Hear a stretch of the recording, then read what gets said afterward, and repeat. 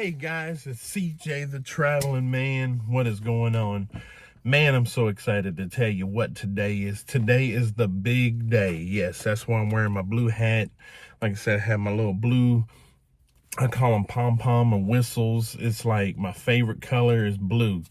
But today is the day. Yes, it has been 1 year, one whole entire year. I have not picked up a cigarette. I'm proud of myself. I am so proud of myself. I know you guys are proud as well. Like I said, this is one of them milestones that I know all of you can do. Like I said, you can always put that cigarette down. Just put it down. I'm telling you, you will feel better. You'll be able to do more. You'll enjoy yourself. Like I said, it's just one of them celebration days. Like I said, I even thought about buying myself a cake later on just so you guys could see me cut a cake or something. But like, this is the big milestone day, guys. I'm telling you, like I said, this was the day. I'm glad I've been over this for the whole entire year. I mean, seriously, I didn't even think I could do it. But like I said, if you put your mind to it, mindset, lock it in, you will never pick up another cigarette again. And I know a lot of people say never, but the fact is, I did it. And like I said, now it's time for a whole nother year, for another milestone. And I would say a whole nother year of 2027, of January 21st. Like I said, this is January 21st, 2026. And like I said, 25 of last year of January, I just said I'm completely done. I just couldn't do it anymore. And I had walking pneumonia.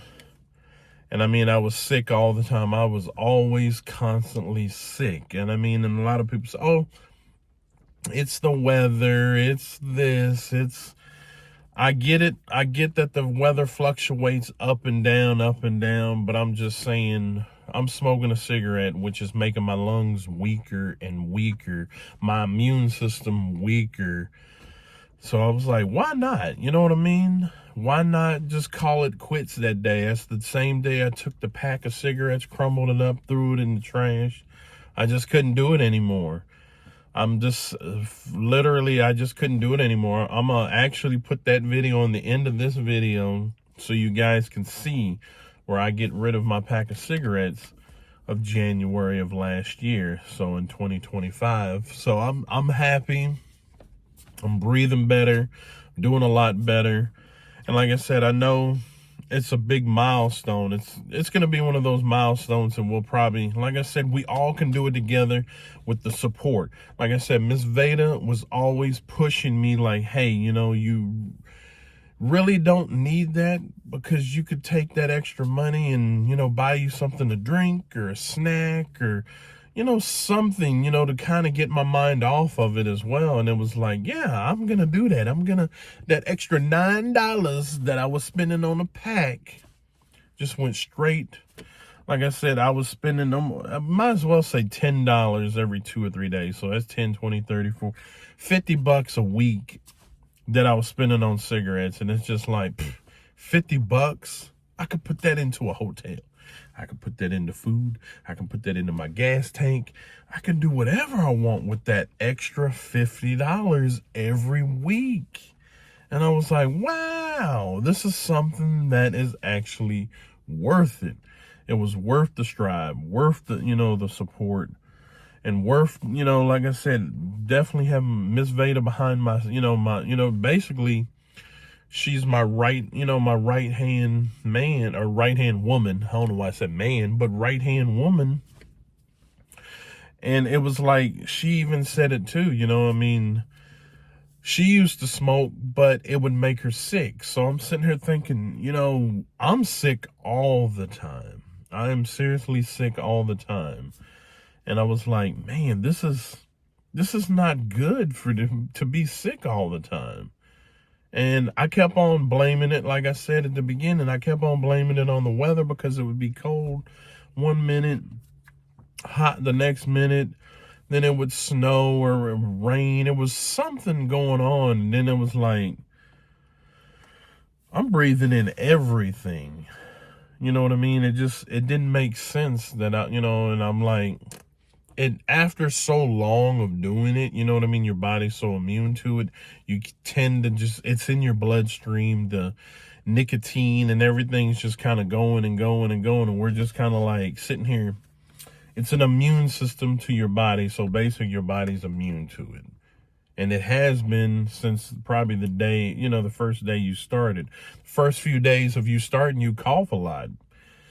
And that's what happened after, I think it was like the first month after quitting. I was just coughing, and it was that coughing, what they call smoker's cough or whatever you want to call it. So yeah, it was kind of like one of those, it just kept on and kept on. And I was like, this is not good. I'm getting sick. And it's like, this is the stuff that's coming out of you. I didn't know nicotine comes out of you. You start getting really agitated about things. You start getting frustrated, everything. You snap at things. It's because it's like your body's addicted to it. You take it away from your body, then it's like, like your hormones are going everywhere, You're just all over the place, and it's like your body's trying to adjust to why you stopped what you were putting into it that was causing a lot of health issues. After watching so many videos and seeing so much stuff, and after 2 days of like the nicotine finally comes out of your system, and then, you start to I say after day 6 or 7, you start to have that that withdrawal, but you kind of feel like, I need it, but you really don't need it. But I don't know. I was always having I felt like I always had acid in my throat, and I was all the time. Like there was just something going on with my throat when I was always constantly, yes, smoking.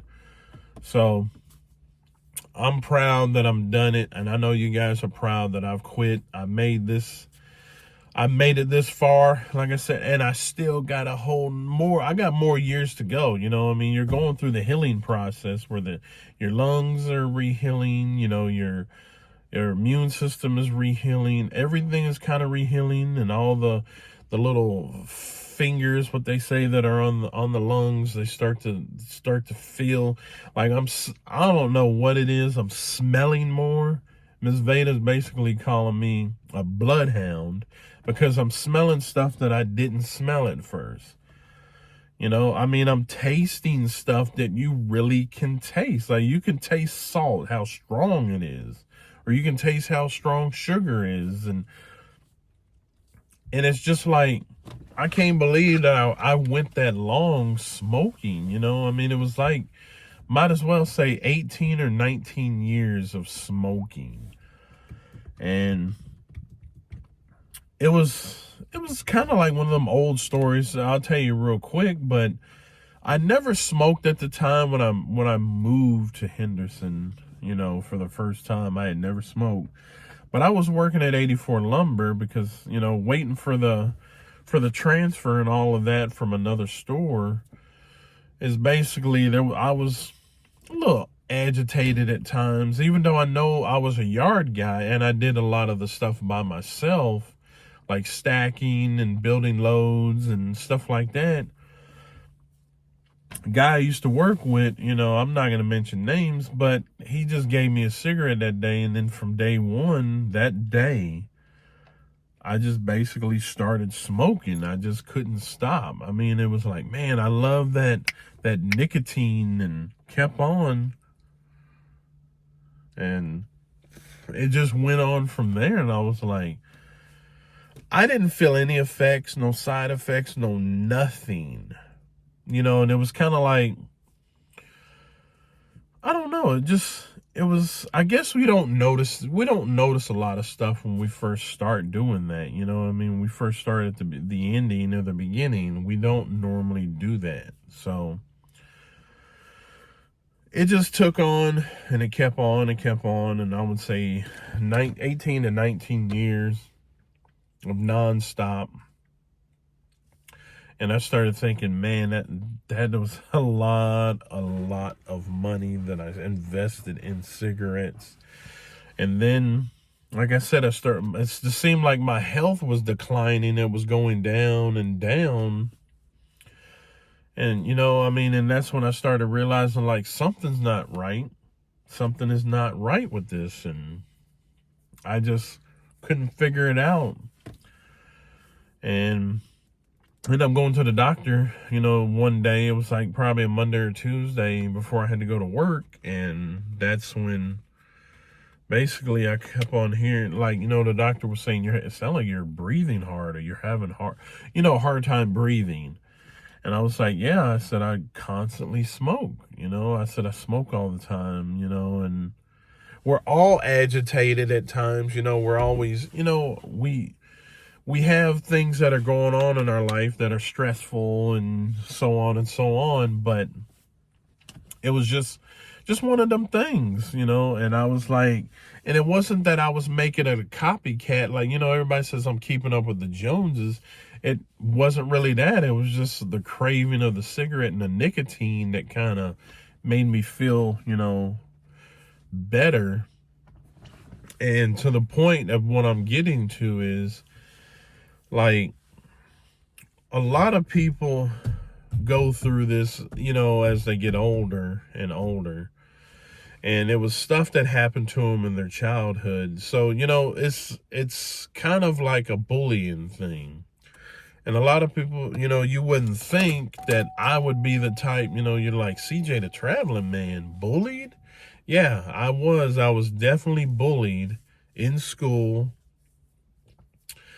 I'm an Air Force brat, so you're kind of with your parents. You're here, you're there, you're in one state. Then it would start it out like they say. I was born in Las Vegas and I lived there until my father had to move to, Boise, Idaho, and then grow up there, so it was kind of like you're here, you're there, then you move to another state, then you move to this state.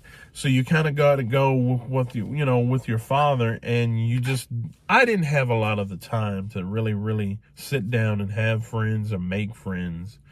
So it just seemed like the more, as I got a little older, and I was still kind of staying to myself. I didn't get out, bug people, bother people. I just didn't do a lot of that. But it spiraled out of control, and I just never understood, like, some people did not like the way I look, or they called me names, or they would trip me in the hallway, or push me, or do stupid stuff. You know what I mean? They just didn't like me. I'm young. I'm going to try to battle and fight back. But, a lot of times when it comes to bullies, you can have 5 or 10 bullies. You're going to try to take them on, but you can't fight them all. Nobody can. Unless you're Bruce Lee or whatever, Chuck Norris or whoever. I'm just saying. And at the age of, 9, I would say I take it back, between the age, when I moved, it was kind of when I moved to Kentucky. And it's not saying all Kentucky's the same. It's not saying that it's all the same. But it was like when we moved to Kentucky, it's kind of like when everything changed.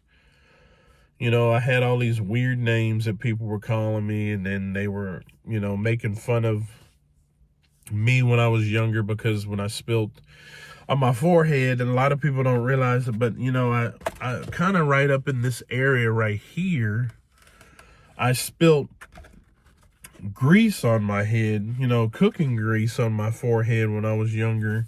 So people used to call me Scarface and Scarhead and Burnt Face and burnt, just stuff like that. They couldn't understand why I had freckles. And I'm just, going through this phase of, like, I'm getting in trouble, I'm fighting back, I'm being suspended, but it seemed like the bullies were never being taken care of. Nothing ever happened to the bullies, but it was always something that was happening to me. I was bullied on the school bus. I was, beat up in the bathroom. I got beat up in the hallway. It was just stuff that you're like, you would ask yourself, what did I do wrong for these people to hate me so much? And I never understood it. I really didn't. And I just, till this day, I still didn't understand what was going on. And I think, like I said, I took a lot of that, to heart, as you're growing up, you're 12, 13, 14 years old, you're being bullied. You felt like nobody really wanted to be your friend. Nobody wanted to have anything to do with you. And it's like, you ask yourself, what do I do? Nobody wants to have anything to do with me. Nobody really, it was just an everyday, I kind of felt like it was an everyday thing. If you guys are familiar with the TV show, Everybody Hates Chris, with Chris, that was produced by Chris Rock, where you kind of feel like Chris a lot of times, which I am, and I'm going through that process of being tripped, pushed, books knocked out, slapped, you name it, beat up. It just doesn't, by multiple people, and it was just like a process of, what do we do with our life? What do we do? Do we do this? Do we do that? Why am I the victim of everybody else's issues and problems and stuff like that,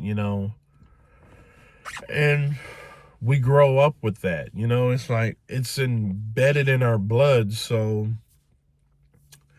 all the stuff that happened to me, I guess when I was younger, I just kind of felt lonely in this world. I kind of felt like, there was nobody to really be there for you. There was nobody, your mom and dad were there. I get that. And that was one thing I think that kept me with my insanity, or keeping me above water. But I mean, friend wise, like I really never had that type of friend that if he saw what happened to me, or if somebody was beating up on me or whatever, he'd jump in. I never had that. I really never had people to defend me or anything. So I had to just go through life, basically just getting whooped on. And I know it sounds funny, and a lot of people are going to probably laugh about it, but it happens to a lot of us. And I hate, the fact that there are bullies that do that to you. It's almost like they scar your entire life. They make sure that you feel so bad to the point that you almost, I think that's the thing about it, is, like I said, if I didn't have my mother and father till this day, I probably wouldn't be, I got to turn my heat on because it's starting to get a little cold, but I probably wouldn't be where I am today at all. I mean, I'm serious. If it wasn't for my mother and father, I probably wouldn't be where I am today. I'd probably have already had committed suicide. And I know a lot of people are looking like, why would you? I'm saying, when you don't have the help and your mother and father are the only people that you can go to, what do you do, and who do you do, and who's listening to you? That were hurting me, and I know he couldn't do that. Mother was the same way. She wanted to hurt those people. Very defensive parents. So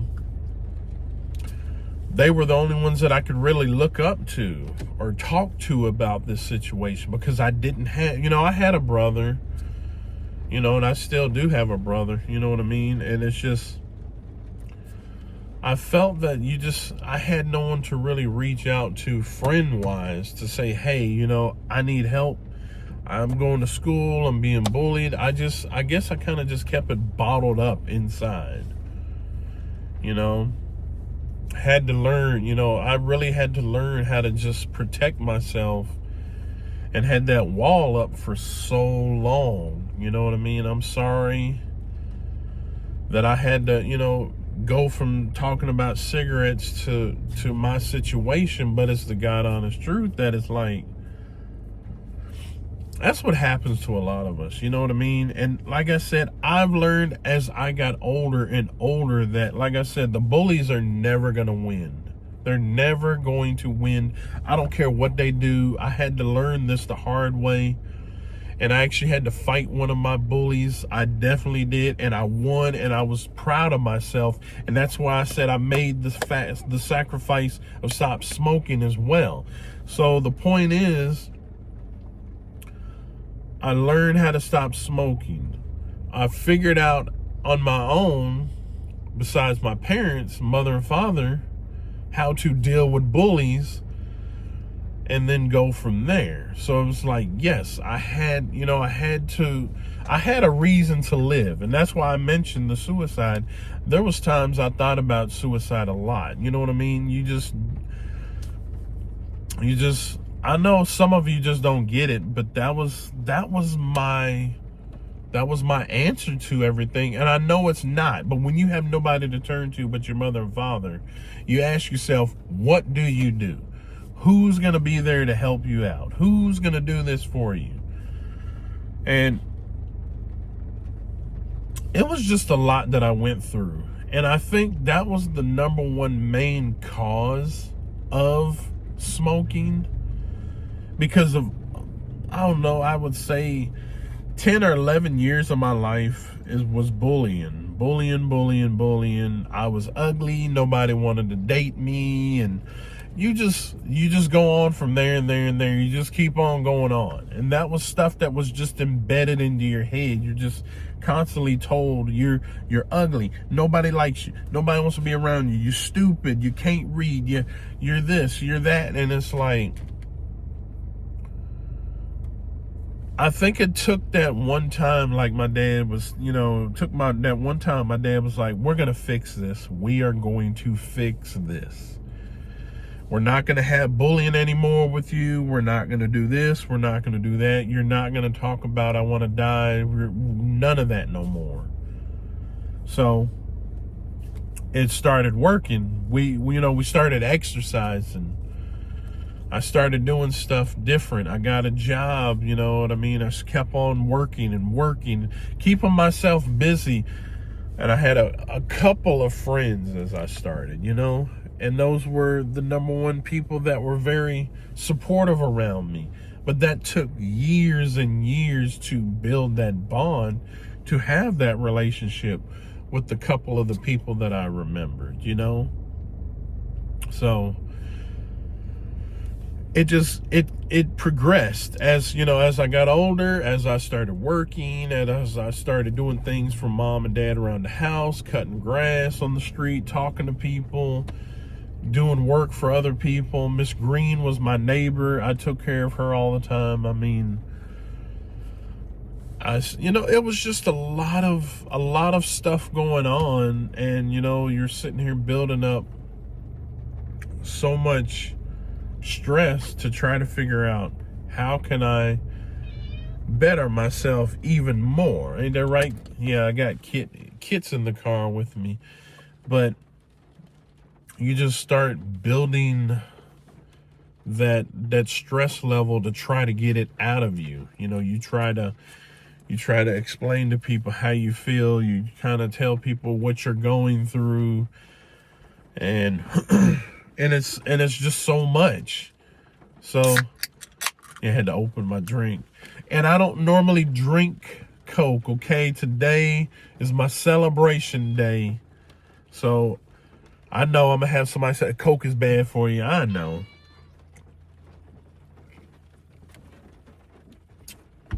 But it's my celebration day. And I'm letting you guys know a little bit of what I went through as I grew up, I mean, and all right, Kit's talking too. But yeah, you go through a lot of it, and you feel that, like I said, like I was saying in the story, it's like you feel like there's no help out there. There's nobody out there. There's nobody to turn to, and mom and dad are the only one that I can turn to. But I also needed that bond from a friend to tell you that, hey, everything's going to be okay. We're going to get through this together. And I definitely want to thank you, Stanley. You were one of a kind, man. I mean, you as a friend, you were different.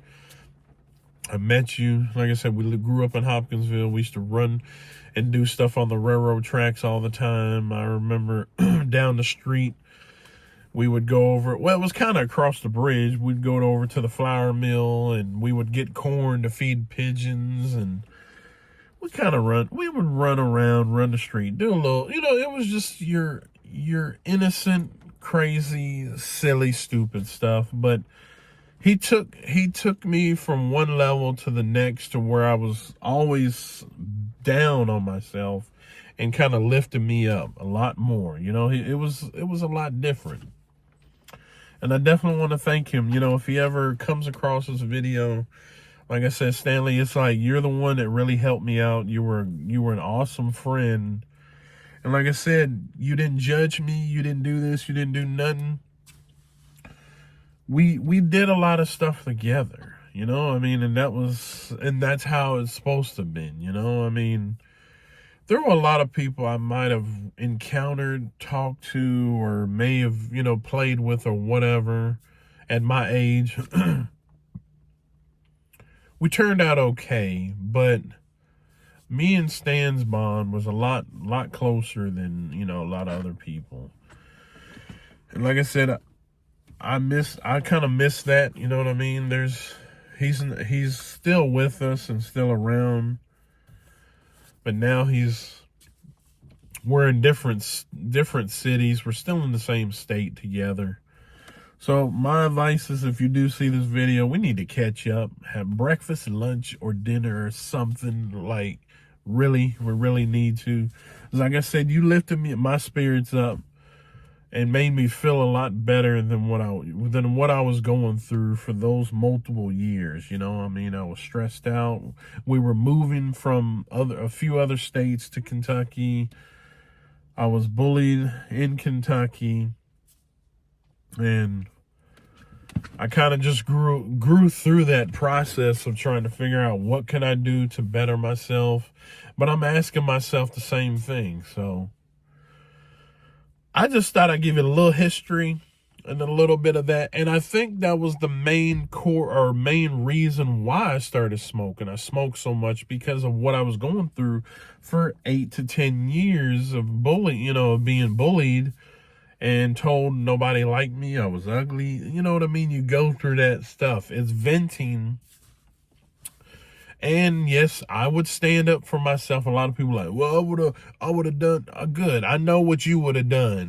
The fact is, you're not gonna fight 19 and 20 people and whoop every single one of them. It doesn't work that way unless you're Bruce Lee, like I said, or Steven Seagal, or Chuck Norris, or Jet Li, or you know what I mean. If you know all that stuff, but to the point, yeah, I think that's a major reason why I started smoking. And it was because it was kind of conjuring itself back up, and you're in a different place.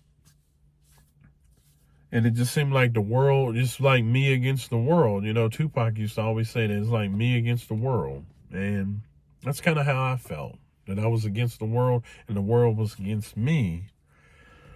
So I didn't trust. I just did not have, I had no trust issues. I didn't believe in a lot of stuff. So, yeah.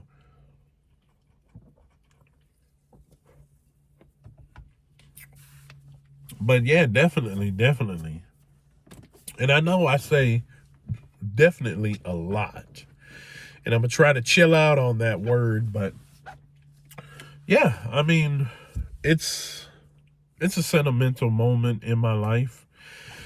And I want you guys to understand that's a little taste of me, I mean, that's why if you notice, I might be standoffish, or I might not be right there or whatever.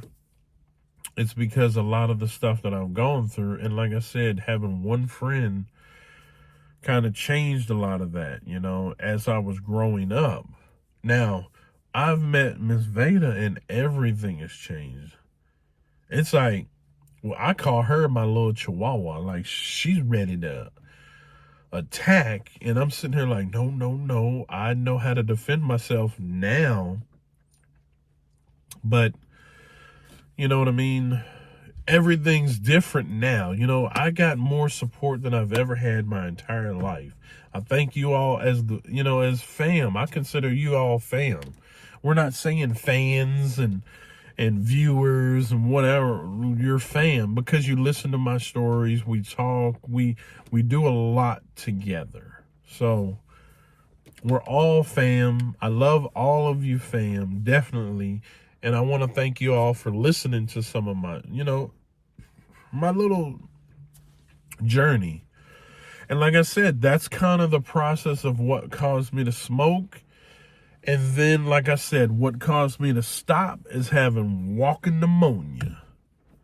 So I'm just saying there's a process of stuff I wanted you guys to know. Excuse me. But there was a process of things I wanted you guys to know. And we're going to talk about more of this stuff in the future. So I want you guys to check it out. Like, comment, and subscribe. And like I said, share this video with whoever you know, friend, family, you name it. But like I said, I have changed now. I'm not the same person I was 10 years ago of what I was going through 10 years ago. Like I said, now I have a wife. Now I have a family. Now everything has changed. Now everything has been proven wrong. So don't ever, like I said, don't ever let a bully win, because a bully will never win. Like I said, the bully is going to be the liar of your life. Seriously, they will lie to you and they will make sure you feel bad about your situation. But never do that. Never. Like I said, me being on social media has changed my entire life and made me who I am today. So definitely, like I said, take a little advice of saying, look, don't let bullies bully you no more. I'm here for you now. I'm definitely here. And like I said, I'm not gonna tolerate bullying or anything in it from anybody. Nobody's bullying. You know what I mean? You can say what you want on my channel and type whatever you want, but it's not going to scare me anymore. It used to, but it's not going to scare me anymore now. You know, that was a long time ago. It still in my system, but it's out. And like I said, I'm venting with you guys as well, letting you know that, like I said, ain't no bully going to discourage me or you or any of you anymore at all. We're done with you. We're done with you because, like I said, you have nothing to do with your life but make basically poor choices, and then you want to put it on somebody who's trying to better themselves. All I can say is, bullies, you need to back off and stay the hell away from all of us. Because like I said, we ain't got time. Now we're standing up together, and let's see you do it to our face. You're going to do it inside the screen. You'll type on there, put a little fake, I don't want you to know who I am type little thing, but we'll find you eventually. And I'll dare one of you to do it now. I'm not in the mood for that anymore. I'm too old for that crap. And like I said, we are all a team. We're here together. We do this together. And now I got people that stand behind me. So like I said, wherever you are at, don't expect that you think you can bully somebody, because if I see it or any of the people that I know see it, we're going to hurt you. We ain't playing no more. This ain't no game to play anymore. So other than that, back off. That's right, back off and do something now. So other than that, guys, I love you. Thank you for all your love, support, everything that you do for me. Make sure you like, comment, and subscribe, and let the bullies know, back off. And when was the last time you did something for the first time? That's right, stand up for yourself. I love you guys. And thank you for everything. This is CJ the Traveling Man, signing out. But let me give my little